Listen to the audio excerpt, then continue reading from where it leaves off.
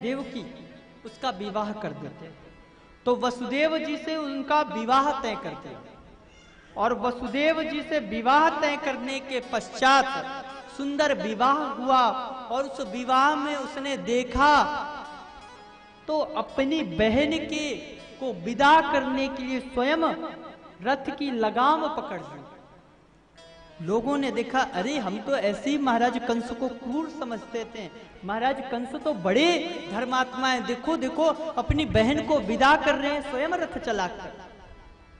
कंस जैसी रथ चलाकर आगे बढ़ा, महाराज तुरंत देवताओं ने देखा, अरे ये देखो तो इस राक्षस को कितना सुंदर अपना भेष बदल रहा है, कितना समाज में अपनी छवि सुधारने के लिए। तुरंत देवताओं ने आकाशवाणी कर दी, हे कंस, जिस बहन को तू इतने लाड़ प्यार से विदा कर रहा है, उसी बहन का अष्टम गर्भ तेरा काल बनेगा।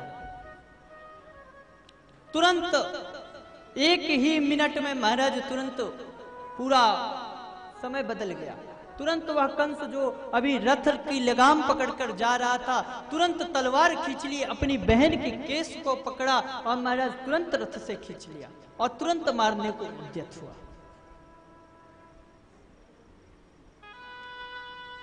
शास्त्र कहता है,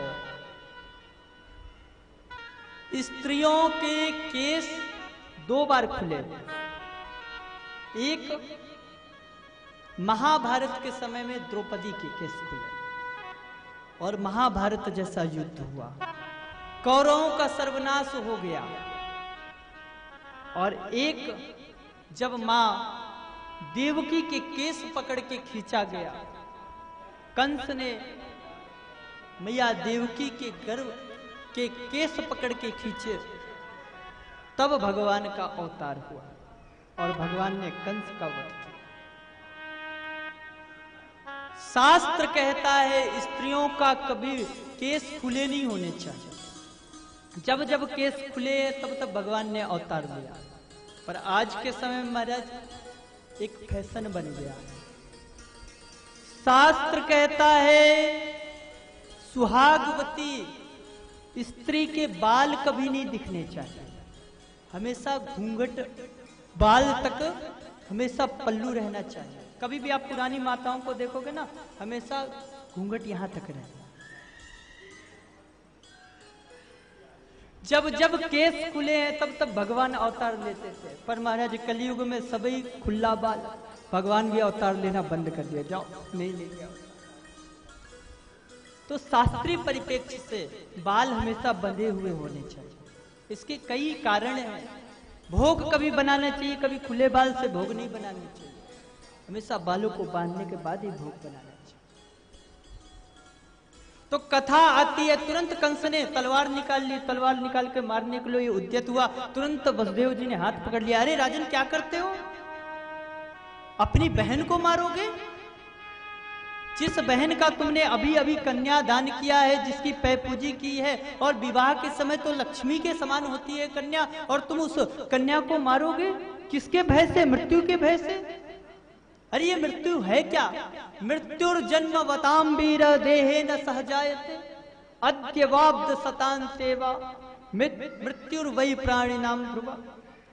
अरे किस मृत्यु के डर से? अरे राजन, ये मृत्यु है क्या?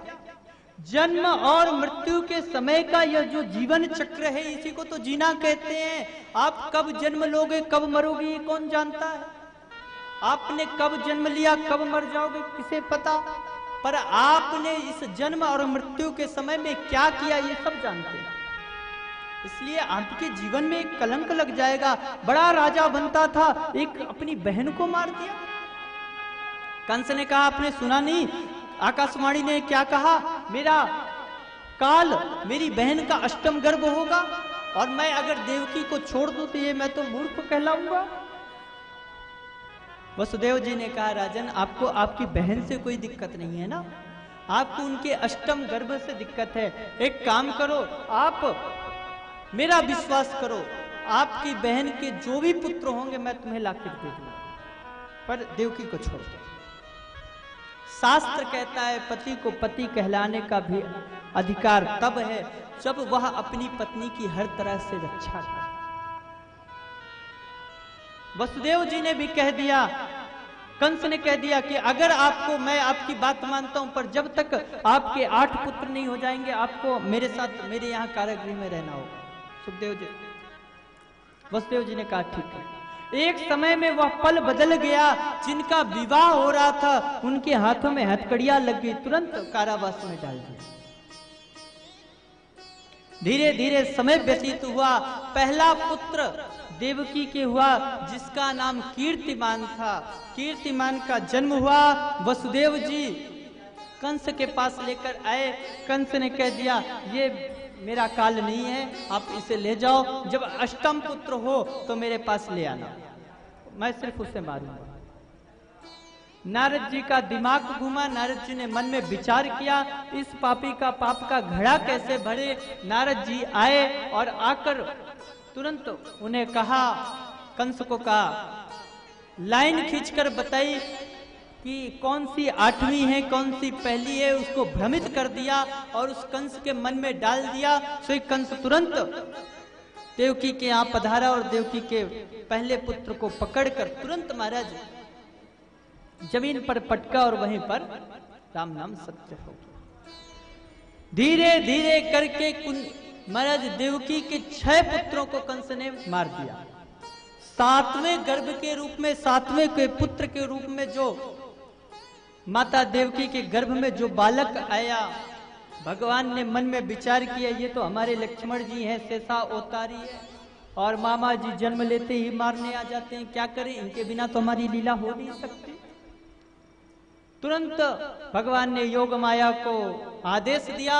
योग माया ने तुरंत माता देवकी के गर्भ से बलराम जी को खींचकर माता रोहिणी के गर्भ में प्रविष्ट कर दिया। अब धीरे धीरे समय आने लगा। अब समय आ रहा है 8वें का, 8वां गर्भ। नारद जी आए और आकर कंस को बताया, कंस तैयार रहना, 8वां आने वाला। कंस ने मन में विचार किया, गुरुदेव आपने 8वां तो आने वाला है, इसी का कहा था। आकाशवाणी ने 8वें पुत्र की कही थी, सो 8वां आने वाला है, इसे मैं मार दूंगा, उसके बाद मुझे कोई मारने वाला नहीं, फिर तो मैं अमर हो जाऊंगा। पर एक बात बताओ गुरुदेव, आप तो त्रिकालदर्शी हो, मान लो या 8वां बालक जन्म लिया और जन्म लेते ही भागने लगा तो मैं पहचानूंगा कैसे? नारद जी ने कहा मैं बताऊं कैसा होगा? बोले हाँ बताइए प्रभु। नारद जी ने कहा काला काला होगा, मुरली वाला होगा, इसके केस भी काले होंगे, आंख भी काली होगी, सावधान रहना काले से। कंस के मन में बैठ गया काला काला होगा, मुरली वाला होगा, उसके केस भी काले होंगे, उसका शरीर भी काला होगा। अब महाराज वो काले काले के चक्कर में इतना भ्रमित हो गया, महाराज 10,000 सैनिकों को और बुलाया, कारागृह की सुरक्षा बढ़ा दी, एक भी परिंदा पर नहीं मारना चाहिए, जैसे ही उस बालक का जन्म हो तुरंत मुझे बुलाओ। महाराज उस कंस को नींद नहीं आती है, हर समय सोचता रहता काला काला होगा। उसकी बुद्धि ऐसी हो गई महाराज कि रात में सोता भी आंख बंद करता, अंधेरा होता उसको वही भगवान कृष्ण ही दिखते, काला काला मुरली वाला। महाराज दाल में जीरा भी मिलता तो उस जीरा को उठाकर दाल फेंक देता, अरे ये काले को हटाओ, ये काला मुझे मार देगा। जल पीता लोटे से जल में परछाई दिखती, अरे ये काले को हटाओ मुझे मार देगा, मुझे मार देगा, चिल्लाने लगता। देवताओं को पता चला हमारे गोविंद आने वाले, गर्भ की स्तुति करने आ रहे। सत्यव्रतम सत्य परम त्रिसत्यम, सत्यस्य योनिं निहितं च सत्ये, सत्यस्य सत्यभृत नेत्रम, सत्यात्मकं तां शरणं प्रपन्ना। प्रभु याद रखना सत्य सत्य, क्या मतलब? कहीं मामा समझ के छोड़ दिए तो ये हमें नहीं छोड़ेगा।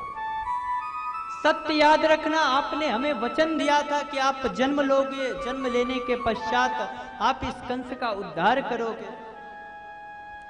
ध्यान रखना प्रभु, कहीं आप मामा समझ के इसे छोड़ मत देना। गर्भ की स्तुति करते, देवता लोगों ने बता दिया, मैया तू टेंशन मत लेना, तेरे गर्भ में साक्षात प्रभु आए हैं, तू टेंशन मत लेना, अब कंस की खैर नहीं। इधर महाराज धीरे धीरे समय आया भादों का महीना, रिमझिम वर्षा का समय है। सुंदर तिथि आई, अष्टमी तिथि है, रात्रि के 12 बज रहे हैं। उस समय महाराज सारे संसार में रात्रि के समय फूल मुरझा जाते हैं। आज गोविंद के आगमन में वह फूल भी महाराज प्रफुल्लित हो रहे हैं, खिल रहे हैं, मंद सुगंध हवा चल रही है। कभी उस कंस को नींद नहीं आती थी, आज चैन की नींद सो रहा है, साथ में वह 10,000 सैनिक भी सो रहे हैं। महाराज संत जन भगवान की याचना करते हैं, भगवान का भजन आदि कर रहे हैं। उसी समय रिमझिम वर्षा हो रही है, रात्रि का समय है। ठीक 12 बजे मैया देवकी का कारागृह आज मंदिर हो गया। बोलो बाल कृष्ण लाल की जय। चतुर्भुज रूप में भगवान प्रकट हो गए और प्रकट होकर मैया को दर्शन दे रहे हैं। तमद्भुतम बालकम अम्बुजेक्षरम चतुर्भुजम शंख गदार्यदायुधम श्रीवत्सलक्ष्मं गलशोभिकौस्तुभम पीतांबरम सांद्रपयोद सौभगम। भगवान शंख चक्र गदा आदि लेकर चतुर्भुज रूप में उस कारागृह पर प्रकट हुए और भगवान की वह छवि देखकर मैया देवकी और वसुदेव भगवान की प्रार्थना कर।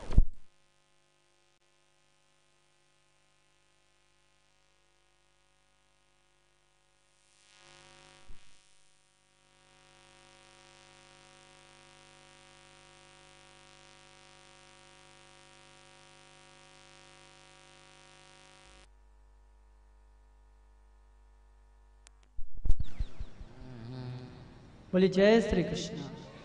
और जोर से। कहाँ थे? मैं भूल गया। वापस कंस के पास चले। जैसे ही भगवान का दर्शन किया, मैया देवकी और वसुदेव प्रार्थना करते हैं, प्रभु आपने बड़ी कृपा की जो आपने हमें दर्शन दिया, यह चतुर्भुज रूप का दर्शन दिया, जिस रूप को भजते भजते संत जन अपना पूरा जीवन लगा देते हैं, उस रूप का दर्शन आपने हमें दिया। आपकी बड़ी कृपा है प्रभु। पर प्रभु हमें पुत्र रूप में आप दर्शन दें, कृपा करके हम आपको पुत्र रूप में चाहते हैं।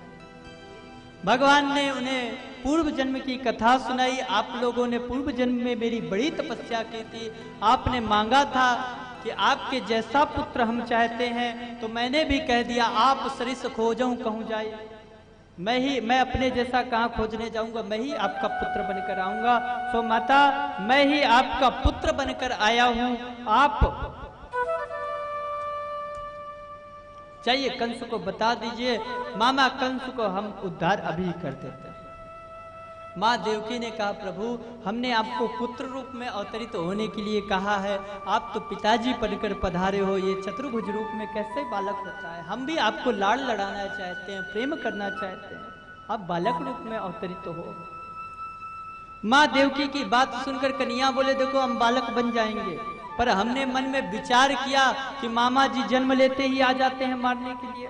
सो हमने सोचा जो काम 11.5 वर्ष बाद करना है वो मामा जी का अभी ही कर दें, इसलिए हम शंख चक्र गदा लेकर आ गए हैं। पर आप बोलोगे बच्चे बन जाओ, फिर हम कुछ नहीं कर सकते, फिर आपको ही करना पड़ेगा। माँ देवकी ने कहा प्रभु हम कैसे कर सकते हैं, हम तो खुद बंधन में बंधे।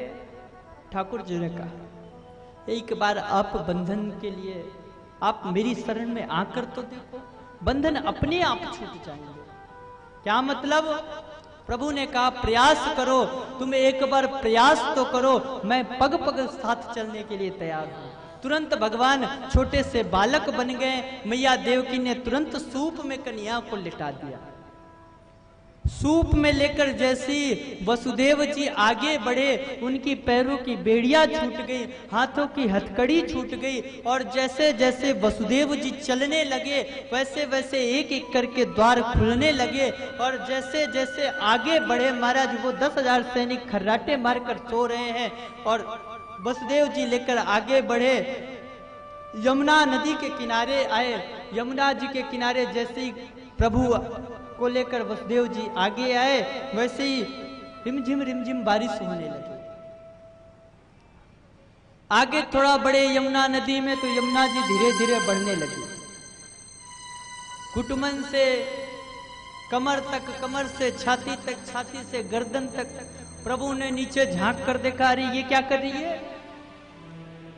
यमुना जी ने कहा, प्रभु आपको बड़े सुंदर चतुर्भुज रूप में कई बार देखा, पर आज पहली बार अपने पति को बाल रूप में देखने का अवसर मिल रहा है। मैं क्यों आपके सुंदर मुखार बिंद का दर्शन करना चाहती हूँ। मैं भी तो देखो मेरे प्रियतम उस बाल रूप में दिखते कैसे हैं, उस छोटे से स्वरूप में दिखते कैसे हैं। सोई महाराज ऊपर आने लगे। कन्हैया ने मन में विचार किया, जब ये हमारा मोह देखने आ रही है, इसको मुहरो तब दिखेगो जब महाराज ये मेरे पिताजी वसुदेव जी पूरे के पूरे डूब जाएंगे। सोई प्रभु ने धीरे से पैर लटकाया और महाराज एक पाद प्रहार किया और तुरंत डांटा यमुना जी को, ए शर्म नहीं आती तुझे? ससुर जी के सामने पति से मिलने चली आ रही है, चल शांत हो। तुरंत महाराज यमुना जी तुरंत नीचे झुक गई, ससुर जी का सम्मान किया। तुरंत घुटमन घुटमन जल हो गया। तुरंत वसुदेव जी कन्हैया को लेकर पहुंचे और मैया यशोदा के बगल में लिटाया नंदगांव में, और उनके बगल में एक पुत्री उनकी सो रही थी, बेटी। उस कन्या को लेकर आए जो योग माया की अवतारणी थी, उनको लेकर आए। और जैसे ही वसुदेव जी वापस आने लगे, जैसे जैसे वसुदेव जी आगे बढ़ रहे हैं, उसी भागवत जी भी समझा रही हैं, जब तक नारायण वहां थे, भगवान थे, तब तक वहां शांति थी। और जब भगवान जीव परमात्मा का आश्रय लेता है तो सब कुछ सारे बंधनों से मुक्त हो जाता है, और जब माया का आश्रय लेता है तो अपने आप बंधन लग जाते हैं, बंधन में बंध जाते हैं।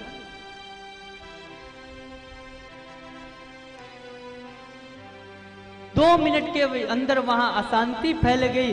तुरंत कंस के पास सूचना पहुंची और तुरंत कंस दौड़ा दौड़ा गिरता हुआ आया, और आकर जैसे ही महाराज देखा, अरे ये तो कन्या।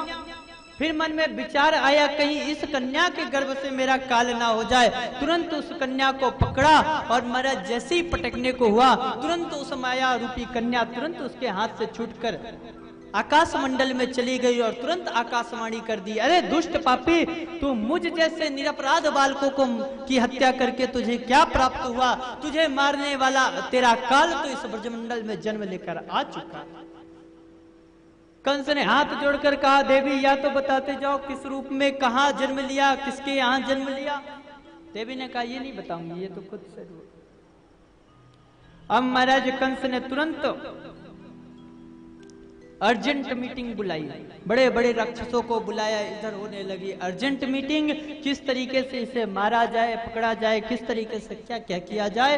अब चलते हैं हम